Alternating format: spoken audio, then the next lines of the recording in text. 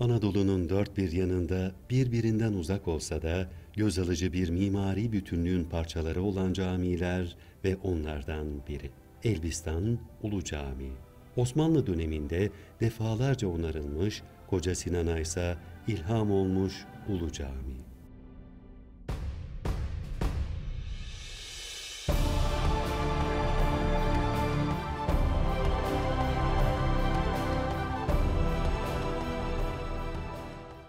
Elbistan Ulu Camii hem Selçuklu hem de Osmanlı.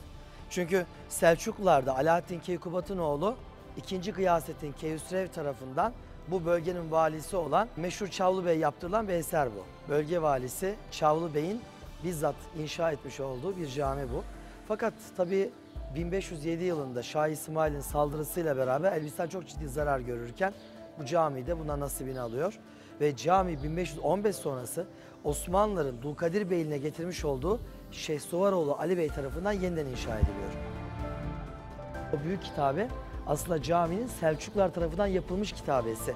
Ama Osmanlı Selçuklu'ya duyduğu saygıyla camiyi yeniden yaparlarken yine de eski kitabeyi burada kullanmışlar. Aslında burada insanların bakıp da dikkatinden kaçan çok özel detaylar da var. Nedir onlar?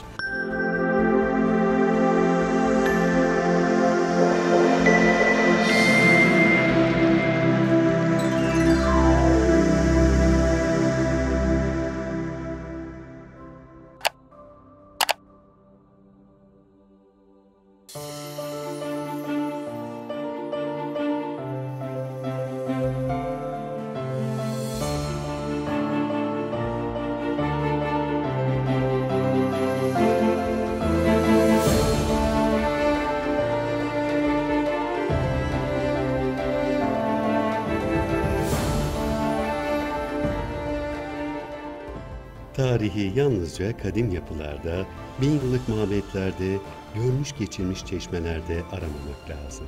Bazen yalnızca dağ, taş ve topraktan ibaret yollar da bizi tarihe götürür. O yolların üstünden kim bilir hangi hakanların atları, hangi askerlerin ayakları geçmiştir.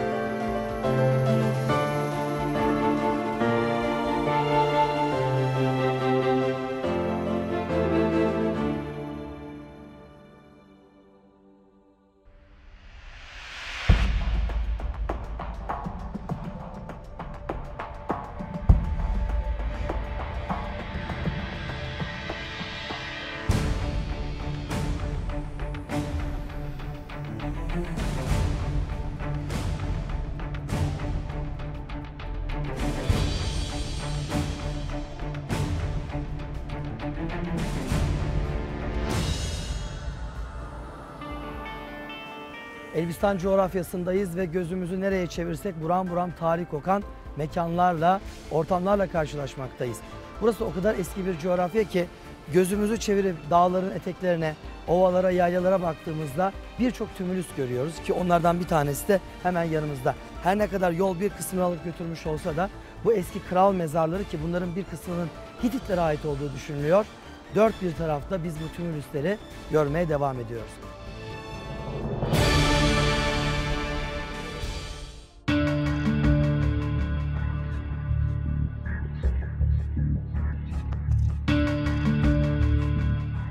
Evliya Çelebi'nin burada 12 çeşit lisan üzere konuşurlar diye bahsettiği Elbistan, başından çok işgal, savaş, yağma geçmiş bir bölge.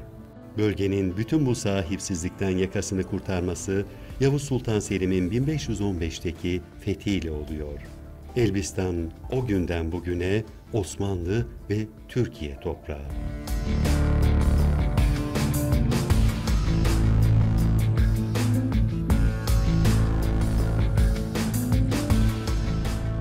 Arkamızda Ulu Cami'yi almış olarak dolaşıyoruz. Tabii bu camiye baktığımız zaman örtü sistemi olarak Osmanlı'yı görsek de aslında bu eserin temellerinde biz 1. dönem Anadolu beyliklerinin hemen devamında gelen 2. dönemin en önemli ve en uzun yaşamış beyliklerinden birini Dulkadiroğulları Beyliği'ni görüyoruz. Bu gördüğümüz merkez Elbistan aslında Dulkadiroğulları Beyliği'nin en önemli başkentiydi ve Yavuz Sultan Selim'in dedesi Alaaddevle işte burada yaşıyor, buradan hükmediyor. Arkamızda gördüğünüz camide namazlarını eda ediyordu. Hatta bulunduğumuz mahallenin Yavuz Sultan Selim'in annesinin genç kızlık günlerini geçirdiği yer olduğunu biliyoruz. Yani bugün Trabzon'da yatan, oğlu Şehzade Selim'in başına Trabzonlara giden, Maraşlı İstanbul'a gelin gidip 2. Bayezid'le evlenen ama oğlunu şekillendirmek için büyük bir fedakarlıkla Trabzonlara kadar giden ve oralarda vefat eden Ayşe Gülbahar Hatun işte buralarda yetişmiş, buralarda şekillenmiş ve o büyük sultanın analığına buralarda hazırlanmıştı. Tabii Gülbahar Hatun'u konuşmuşken onun babasını da konuşmak lazım. Osmanlı, Memlüklü ve Dulkadir ilişkilerini de konuşmak lazım. Ve bunları konuşmak için de Alaaddin Devle'nin bir rivayete göre kabrinin bulunduğu yer olan şu muhteşem Elbistan Ulu Camii'nin kıble duvarının yan tarafına gitmek lazım. Biz de onu yapacağız ve Alaaddin Devle'yi yerinde ziyaret edeceğiz.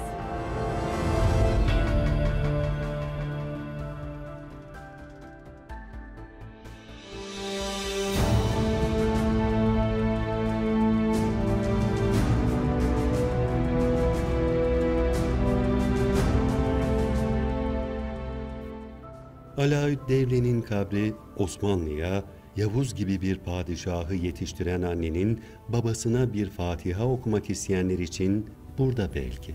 Belki de değil. Kim bilir? Zaten önemli olan bir kabrin yanına varmaktansa sahibine duyulan içten hürmet değil midir?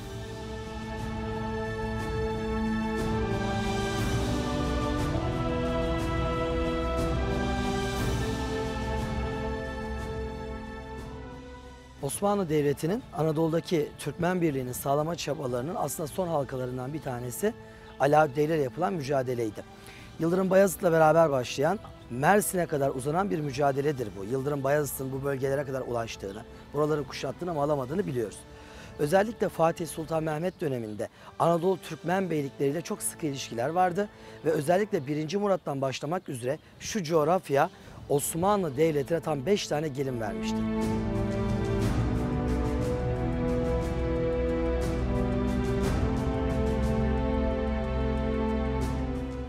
Bugün Bursa Yeşil Türbe'de yatan Çelebi Mehmet, onun bir eşi Dulkadiroğlu Beyliği'nin kızıydı mesela. Yani baktığımız zaman Fatih Sultan Mehmet'in akrabaları vardı. Yani bu bölgeyle çok sıcak ilişkileri vardı. Çünkü bu bölge Oğuz boylarının belki de en önemlilerinden birine merkez teşkil ediyordu ve Osmanlı buraları önemsiyordu. Ta ki Safeviler, Memlükler Osmanlı üçgeninde kalana kadar. O günlerde Dulkadiroğlu Beyliği'nin başında Şehsuvar Bey vardı ve Şehsuvar Bey aslında Osmanlı yanlısı bir politika izlemek istiyordu. Fakat Memlüklü Devleti başkentleri her ne kadar Kahire bile olsa Adana, Kozan'a kadar gelmişlerdi ve oradan bu bölgeyi ele geçirmek istiyorlardı. Şehsuvar Bey'in Osmanlı'ya yakınlığına rahatsız oldular. Buraya saldırdılar. Şehsuvar Bey'i esir ettiler. Kahire'ye götürdüler ve orada idam ettiler. Osmanlı bunun intikamını almak istiyordu. Tabii Şehsuvar Bey'in erkek kardeşi Alaaddin Devle beyliğin başına geçecekti ve mecburen denge politikası izlemek zorunda kalacaktı. Kızlarından bir tanesini Sultan II. Bayezid'e gelin olarak verecek. Bir diğer kızını da Memlüklü hükümdarı Çakmak Bey'e gönderecek. Hatta bir diğer kızını da o günlerde daha Safevi Devleti olmadığı için onun yerine bulunan Uzun Hasan'ın oğluyla evlendirecekti. Ve böylece izdivaçlarla kendi varlığını devam ettirmeye çalışacaktı. Nitekim Osmanlı'ya göndermiş olduğu kızı Yavuz Sultan Selim'in annesi olacak.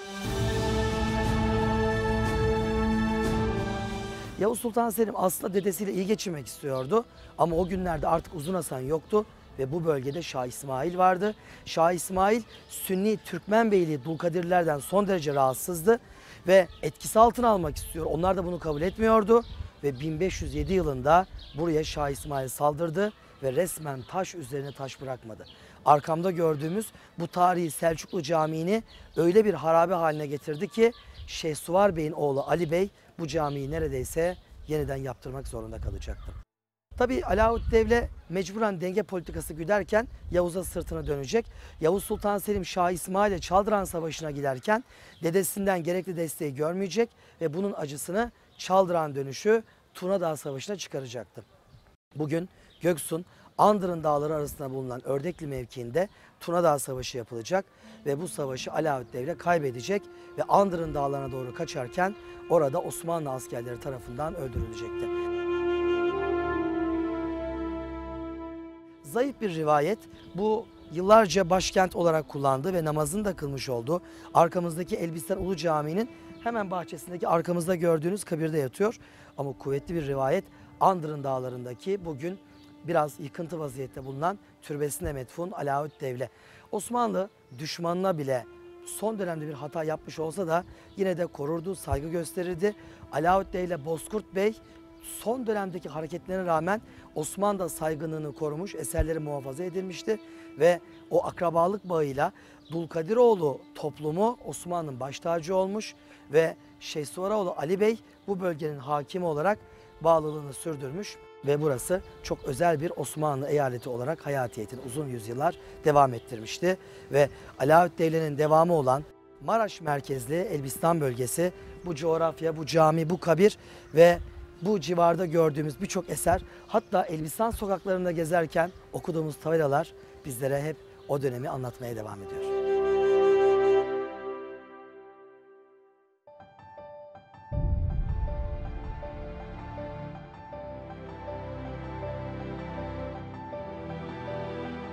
Anadolu'nun dört bir yanında birbirinden uzak olsa da göz alıcı bir mimari bütünlüğün parçaları olan camiler ve onlardan biri.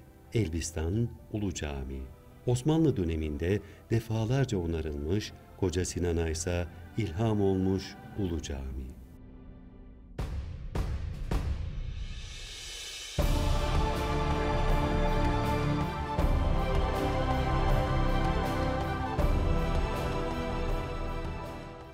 Elbistan Ulu Camii hem Selçuklu hem de Osmanlı. Çünkü Selçuklularda Alaaddin Keykubatınoğlu 2. Gıyasettin Keyhüsrev tarafından bu bölgenin valisi olan meşhur Çavlu Bey yaptırılan bir eser bu. Bölge valisi Çavlu Bey'in bizzat inşa etmiş olduğu bir cami bu. Fakat tabii 1507 yılında Şah İsmail'in saldırısıyla beraber Elbistan çok ciddi zarar görürken bu cami de buna nasibini alıyor. Ve cami 1515 sonrası Osmanlıların Dulkadir Beyliğine getirmiş olduğu Şeyhsuvaroğlu Ali Bey tarafından yeniden inşa ediliyor. O büyük kitabe aslında caminin Selçuklular tarafından yapılmış kitabesi. Ama Osmanlı Selçuklu'ya duyduğu saygıyla camiyi yeniden yaparlarken yine de eski kitabeyi burada kullanmışlar. Aslında burada insanların bakıp da dikkatinden kaçan çok özel detaylar da var. Nedir onlar? Caminin bu giriş portalının hemen kenarındaki sütunların üzerine bulunan sütun başlıkları. Baktığımız zaman Romalılara ait akantus yapraklı sütun başlıklarını görüyoruz. Yani devşirme malzemeler. Romalılar burada bulundu mu? Bulundular. Romalıların burada çok önemli şehirleri vardı. Hatta Roma'nın Hristiyanlıktan çok önce burada ortaya koymuş olduğu bir takım izler de vardı. Kur'an-ı Kerim'in bize anlattığı Ashab-ı Kehf meselesi. Buradan 30 kilometre kadar ileride Ashab-ı Kehf'in yeryüzündeki en gerçekçi mağarası ve mekanı bulunuyordu. Romalılara ait yerleşim merkezleri vardı ve Allah'a inanan bu 5 genç, yolda onlara katılan çoban ve kıtmirleri işte bu bölgenin insanlarıydı. Ve Roma şehrinin kalıntılarını biz Elbistan Ulu Camii'nin kapısının kenarlarında bile görebiliyor ve o günleri ve Kur'an'ın o ayetlerini hatırlıyoruz. İçeride neler neler konuşacağız.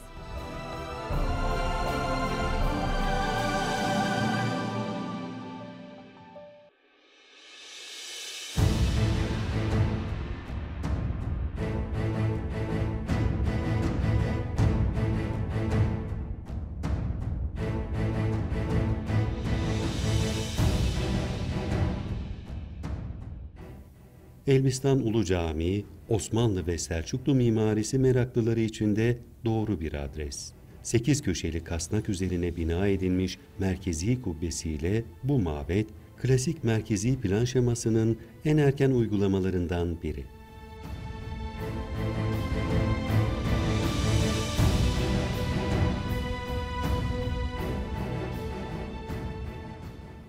İçinde bulunduğumuz Elbistan Ulu Camii hem Selçuklu hem Osmanlı demiştik. Selçuklu, evet, Selçuklulara ait bir eser.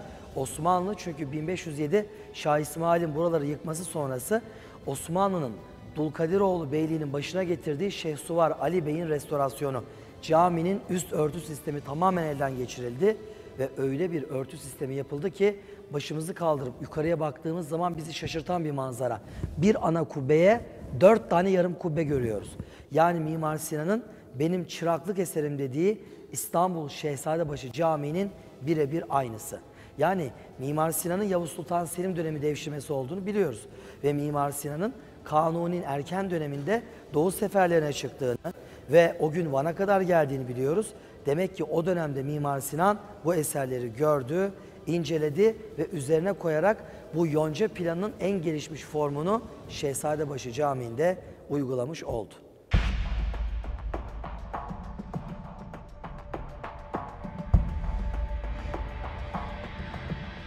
Bazen bir kapının önünden sürekli geçtiğinizi ama içerisini hiç merak etmediğinizi fark edersiniz.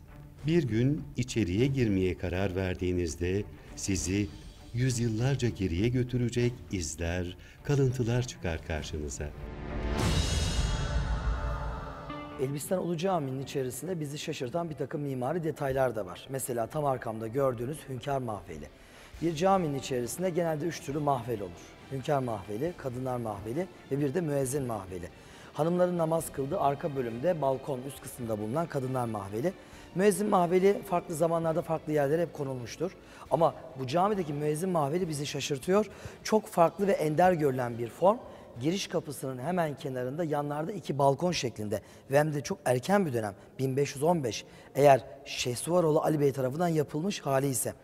Ki bu gördüğümüz kenarlarda bulunan çok da alışık olmadığımız mahveli Kanuni Sultan Süleyman döneminde Mimar Sinan'ın farklı birkaç camide kullandığını biliyoruz. Mesela Kadırga Sokul'da çok erken bir örneği fakat Kanuni değil, oğlu 2. Selim değil, onun oğlu 3. Murat döneminde Mimar Sinan'ın son eseri dediğimiz İvaz Efendi Camii'nde birebir aynısını göreceğiz. Çok iyi bir gözlemciydi. Aldı, sakladı, geliştirdi ve eserlerinde tek tek uyguladı. Peki ya şu arkamızda bulunan Hünkâr Mahveli? Bu mahvel Anadolu'da bildiğimiz en eski Türk İslam Camisi içerisinde bulunan Hünkâr Mahveli'dir. Çünkü daha öncesine ait bir örnek mevcut değil. Ama bu 1515. Yani Anadolu'da yapılmış olan Hünkâr Mahvelleri içerisinde bu anlamda en eskisini heyecanla burada görüyoruz. Belki de bunun sebebi bu camide bir Dulkadir Meliki'nin suikaste uğraması. Evet, Dulkadiroğullarının Osmanlı'ya yakın olduğu dönemlerde bundan son derece rahatsız olan Memlüklüler ki Memlük hükümdarı Hoşkadem dönemiydi. O dönemin suikastçıları buraya gelecekler ve bu camide namaz kılmakta olan Melik Arslan Bey'i cami içinde şehit edeceklerdi.